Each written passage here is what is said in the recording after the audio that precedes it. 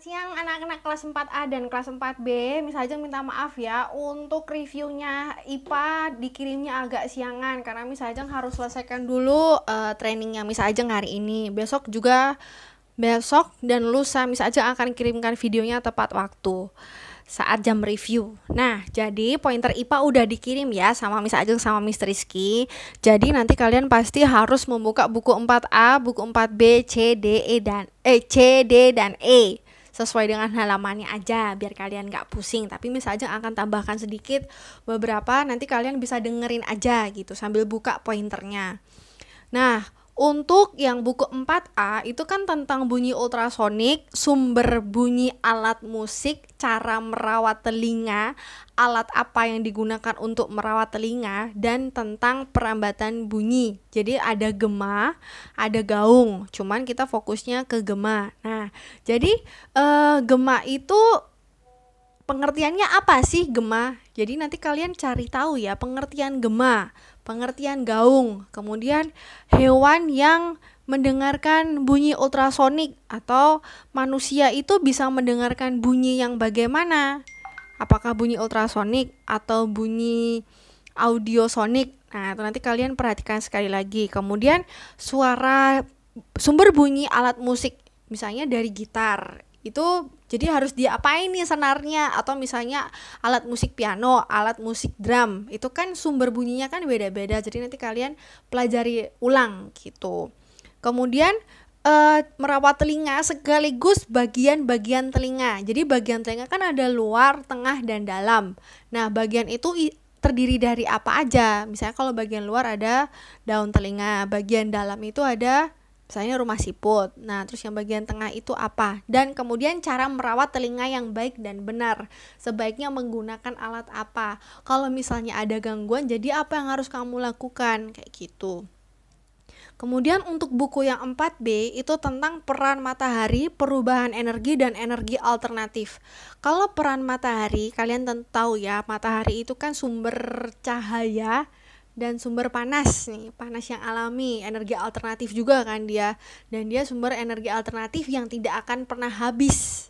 Nah, kemudian kalau misalnya dihubungkan ke sumber energi alternatif, berarti keuntungan energi alternatif itu kan selalu ada, bisa diperbaharui juga kan. Kalau misalnya tanaman berarti bisa diperbaharui. Nah, terus apa kekurangan jika kita menggunakan energi alternatif? Misalnya kalau energi alternatif itu kan membutuhkan teknologi yang lebih canggih lagi, berarti membutuhkan biaya yang lebih besar untuk mesinnya atau untuk tenaga kerja manusianya, itu kan pasti lebih besar. Jadi itu salah satu kerugian jika menggunakan energi alternatif, walaupun keuntungannya lebih banyak, jadi lebih ramah lingkungan, lingkungannya lebih bersih. Nah, jadi nanti kalian pelajari lagi tentang si energi alternatif.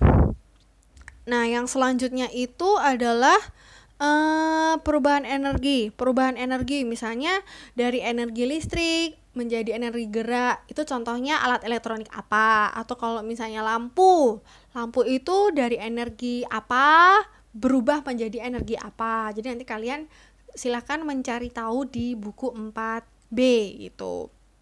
Nah, terus